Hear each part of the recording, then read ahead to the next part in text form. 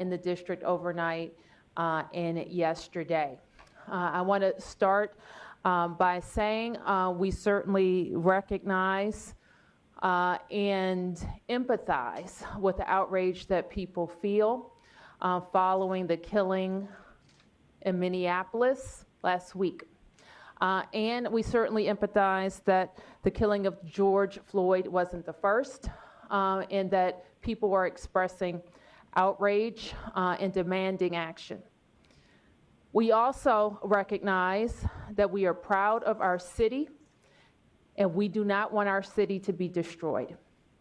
So our police and firefighters and members of the public safety team for Washington, D.C., along with our federal partners, have been working to make sure that people can exercise their First Amendment rights while not destroying Washington, D.C. So I'm going to ask the Chief of Police to provide an update on MPD's actions, and then we'll take your questions. Okay, thank you, Mayor Bowser. I have to say I have been proud of my mayor a lot of times as my career as the Chief of Police and as an officer here in the city. One of those more proud times was 3 o'clock this morning when the mayor and I were out looking at some of the damage that happened in our city. So thank you, Mayor Bowser. In Washington, D.C., we witness demonstrations on a daily basis, and MPD facilitates thousands of events annually. Prior to last night, the demonstrations around the tragic death of George Floyd in our city were largely peaceful and done so in a safe and a respectful way without destroying city property or harming people. Unfortunately, yesterday that changed. Yesterday around 1:30, we did have a number of peaceful demonstrations in the city. Hundreds of people came to Washington, D.C. to demonstrate peacefully. And I want to thank those, including our local Black Lives Matter group, who held a very large but peaceful car caravan throughout our city. Just after 4 p.m., though, the U.S. Park Police advised that several agitators began throwing objects at their police officers. At around 4:30 p.m., the majority of the demonstrators were concentrated at 17th and Pennsylvania Avenue Northwest. They broke the glass, they spray painted and flattened the tires of 3 U.S. Secret Service Uniform Division vehicles. A little bit before 6 p.m., that same group began to march southbound on 17th Street Northwest, continuing towards Constitution Avenue. Around 7 p.m., a small number of subjects were involved in multiple instances of intentional vandalism and destruction of private and government property. Most of that occurred just north of Lafayette Park in our central business district. There were multiple instances of rocks, bottles, and incendiary devices being thrown at law enforcement personnel who were protecting Lafayette Park and other parts of our city. North of the park, there were windows being shattered and graffiti being sprayed. Around 9 p.m., rioters started throwing incendiary devices at officers and setting small fires around the city and looting some of our businesses. Again, just north of Lafayette Park, 2 vehicles, I want to correct that, 3 vehicles were set on fire. The agitators were able to set a structure that was attached to one of our buildings that was under construction on fire. There were 2 other small fires in small businesses.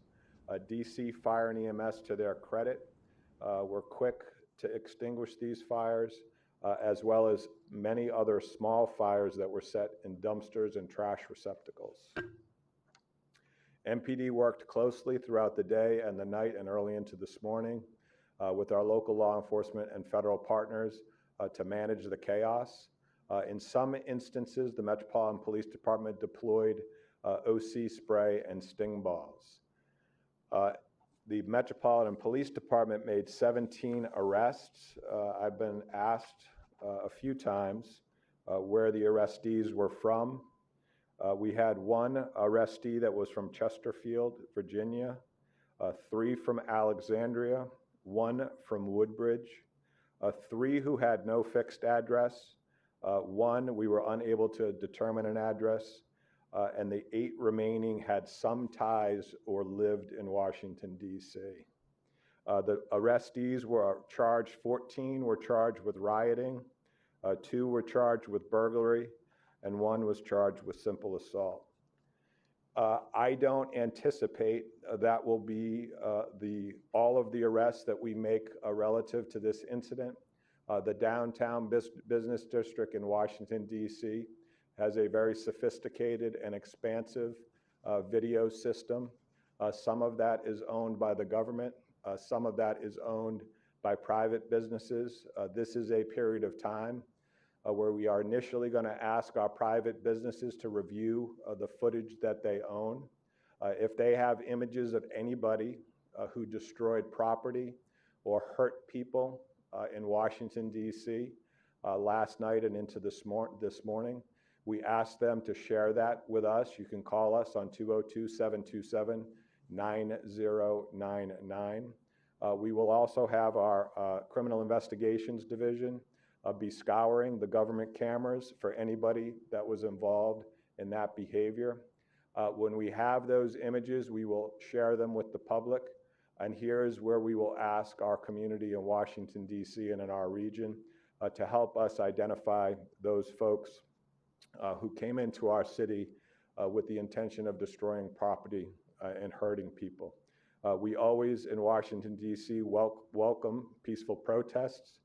It's necessary in our American society, but we can't have people coming into our city who are going to destroy property or hurt people. We had 11 MPD officers who were injured. The injuries sustained are all non-life threatening, but we have 1 member who suffered a significant compound leg fracture and is undergoing surgery today.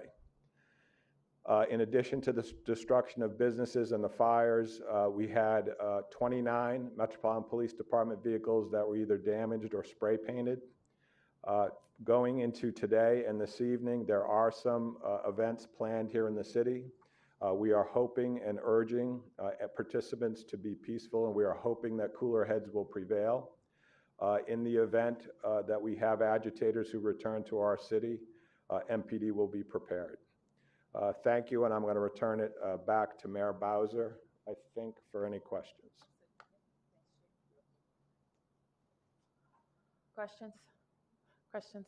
Yes.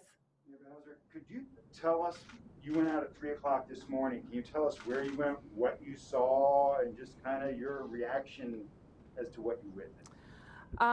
Well, let me just start by saying that the chief and NPD certainly had been deployed throughout the evening, providing me updates throughout the night on major events and things happening.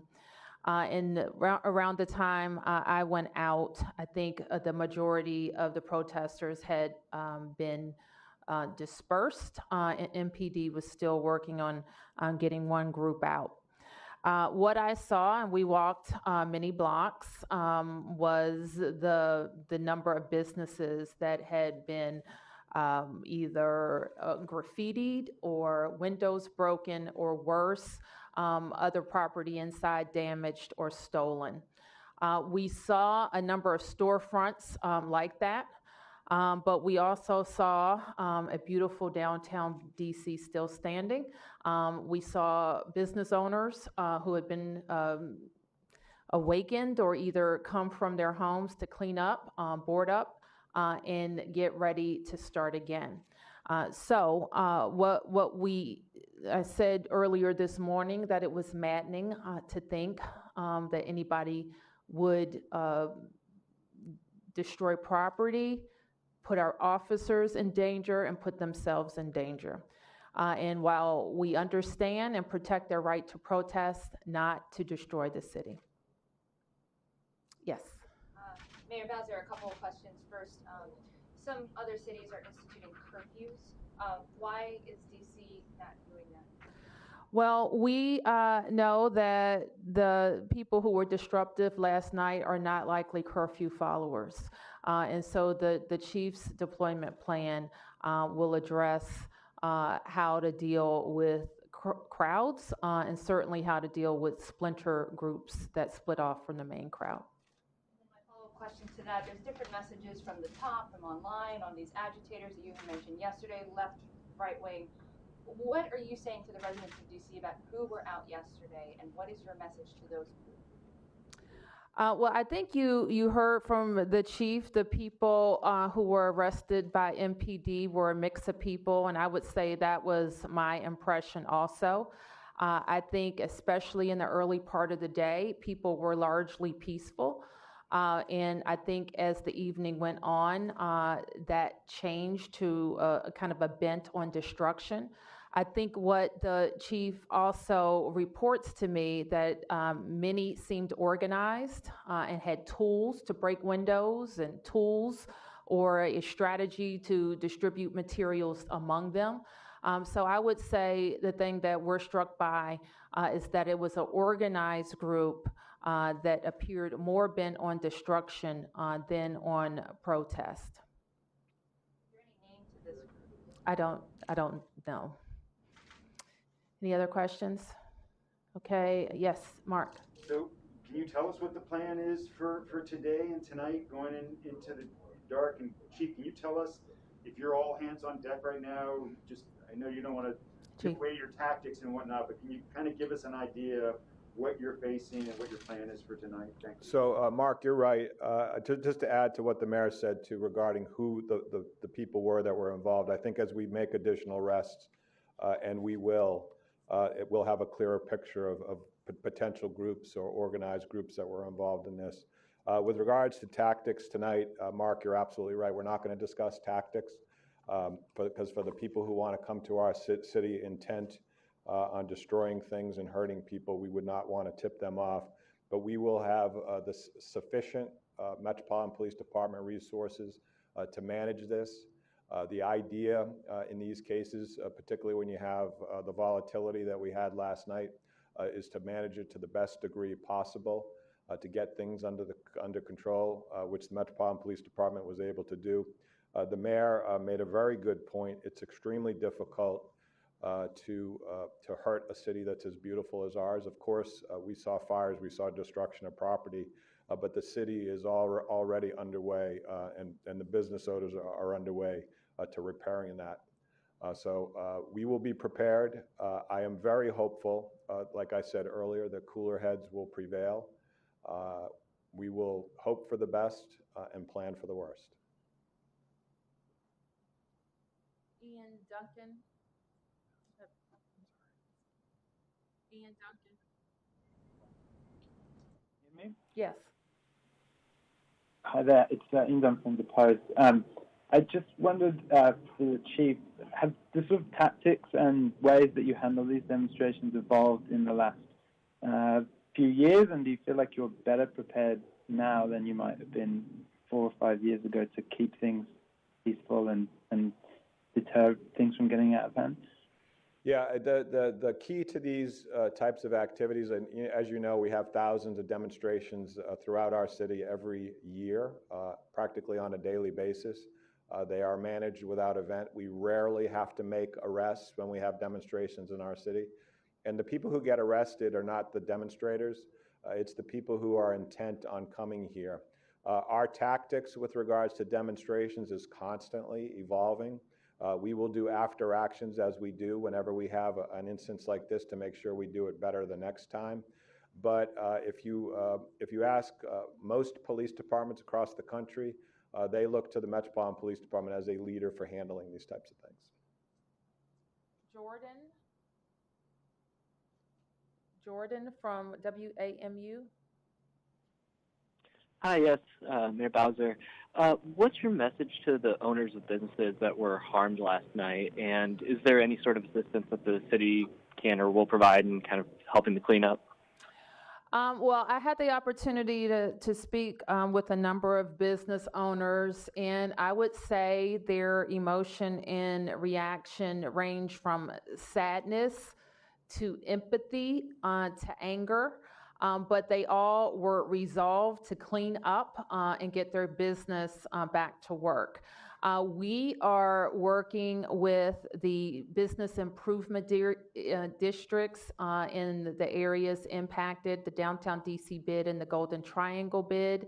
Our agencies, DPW, walked with us last night at DPW, and our DPW crews were at work from that point on, cleaning up.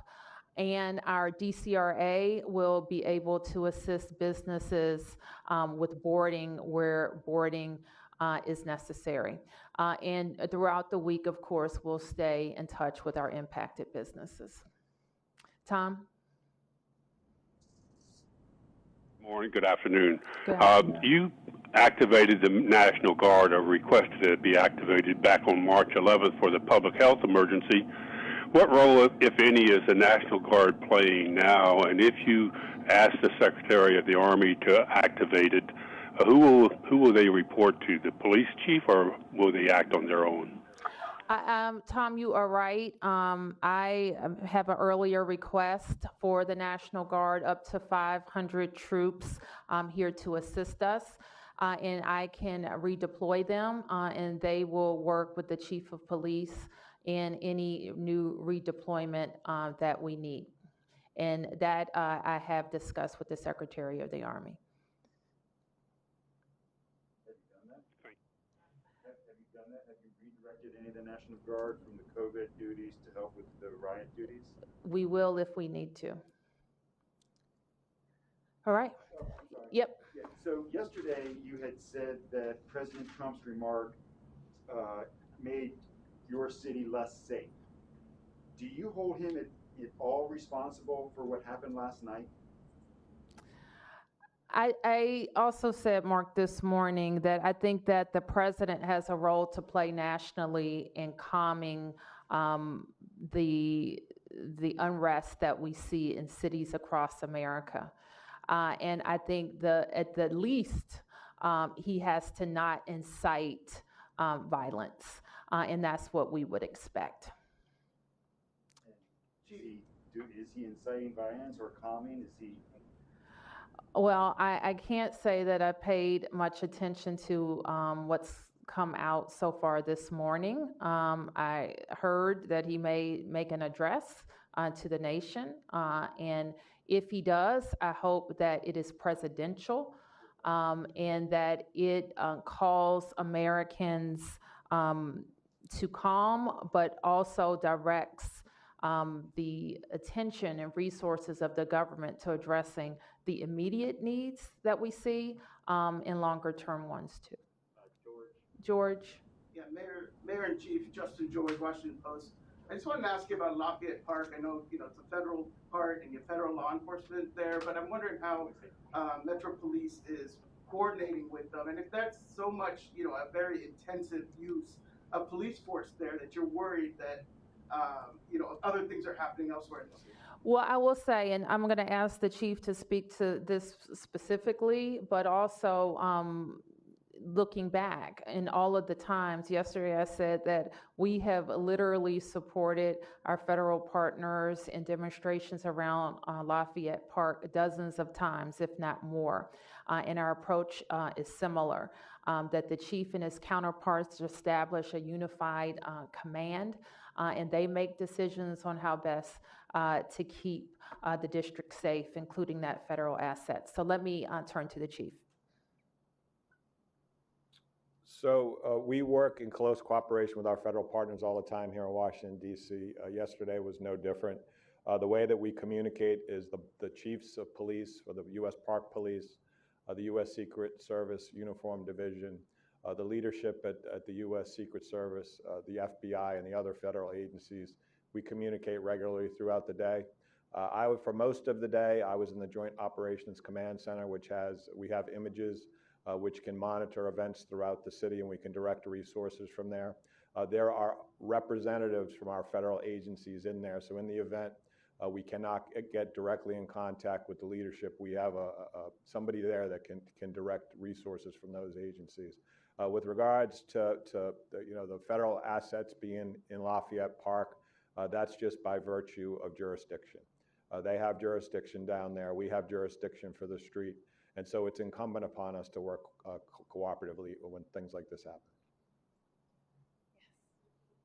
Chief, question for you.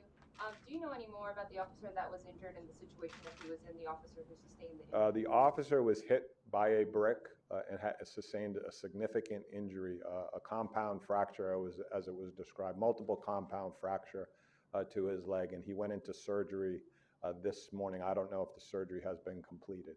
Where that officer was, what kind of situation he was in? He was north of Lafayette Park. We had a number of police officials and officers that were being attacked with bricks. And one of the things that we saw in this event that we have not seen in the past is they were throwing incendiary devices at police officers. I think you all captured some images of that. And that's particularly disturbing. But to the police officers' credit, and I didn't mention this earlier, the behavior of our police was incredibly responsible, heroic in many instances. And I think that I couldn't have been more proud of the folks that were out there. And the one thing that everybody has to keep in mind, we will be out there again to ensure that our city is safe. And if we have to be out there, we will be out there as long as we need to be to ensure that the city is safe. Sir, you had said that you guys are expecting things to happen tonight. I mean, We know of some planned demonstrations. Our expectations are that people will peacefully assemble here in the city, as they do 99% of the time, and we won't have a repeat of the events of last night. Okay, last two questions. Amanda? Amanda? Good afternoon, Mayor Good afternoon. and Chief. Two quick questions. The first is, many reporters on the ground did notice a great, understandably, but great police presence. But I wonder, do you believe police at any point escalated action, the launching of tear gas? And I'm wondering if you're reviewing the conduct of law enforcement. And then I have a second question about COVID. Thank you. I think the chief addressed that, and always in operations like this, there are after action reviews, and this one will be no different. Okay. Do you intend to make public that review? Or, sorry, just a quick follow on that. Or when will we learn the inside of that review? Well, we're still responding, so it won't be today. Do you have another question?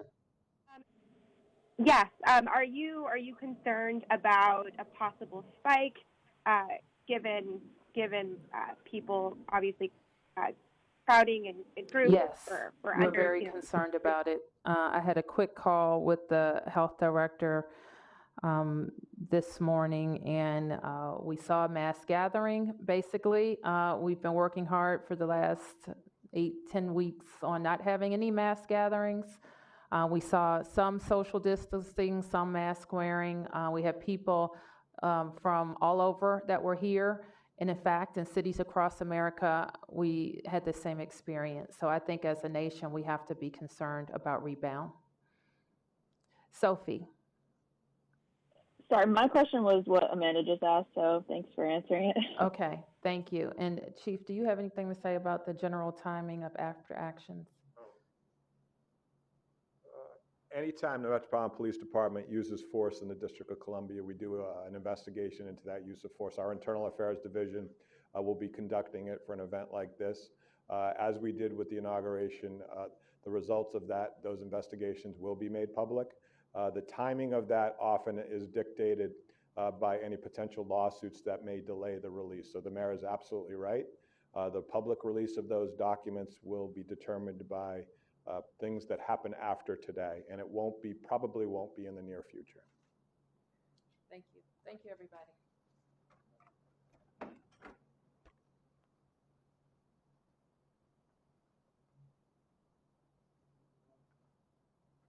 Happy birthday.